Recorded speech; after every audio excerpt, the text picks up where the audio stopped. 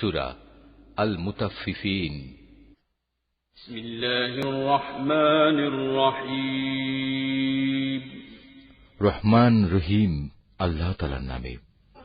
দুর্ভোগ তাদের জন্য যারা মাপে কম দেয়, যারা অন্য মানুষদের কাছ থেকে যখন মেপে নেয় তখন তাদের কাছ থেকে পুরোপুরি আদায় করে নেয়, আবার নিজেরা যখন অন্যের জন্য কিছু ওজন কিংবা পরিমাপ করে তখন কম দেয়। এরা কি ভাবে না বিচারের জন্য তাদের সবাইকে একদিন কবর থেকে তুলে আনা হবে এক কঠিন দিবসের জন্য। সেদিন সমগ্র মানব সমাজ সৃষ্টিকুলের মালিকের সামনে এসে দাঁড়াবে। জেনে রেখো, গুনাহগারদের আমল নামা রয়েছে সিজ্জিনে। তুমি কি জানো সেই সিজ্জিনটা কি? এটা হচ্ছে সিল করা একটি খাতা। সেদিন মিথ্যা সাব্যস্তকারীদের জন্য চূড়ান্ত ধ্বংস অবধারিত।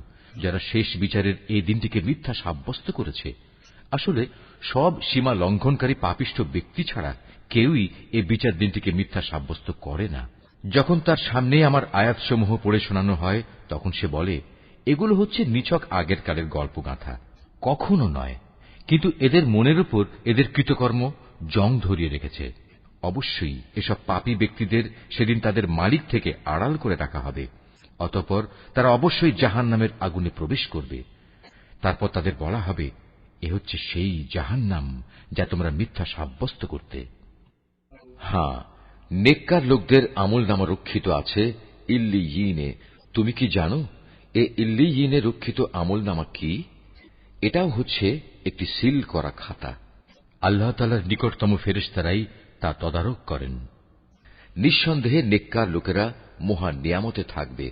এরা সুসজ্জিত আসনে বসে সব অবলোকন করবে। এদের চেহারায় নিয়ামতের তৃপ্তি ও সজীবতা তুমি সহজেই চিনতে পারবে। ছিপি আটা বোতল থেকে এদের সেদিন বিশুদ্ধতম পানীয় পান করানো হবে।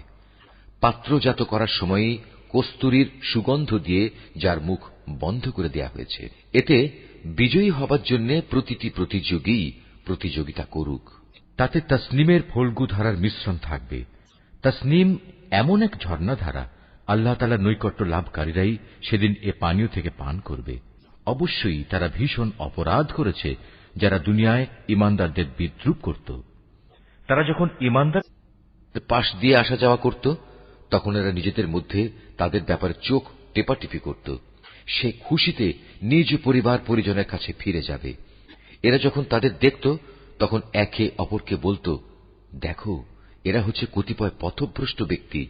এদের ঈমানদারদের উপর তত্ত্বাবধায়ক করে পাঠানো হয়নি। বিচারের পর আজ ঈমানদার ব্যক্তিরাই কাফেরদের উপর নেমে আসা আযাব দেখে হাসবে। উঁচু আসনে বসে তারা এসব দেখতে থাকবে। প্রতিটি কাফেরকে কি তার কর্ম অনুযায়ী বিনিময় দেওয়া হবে না?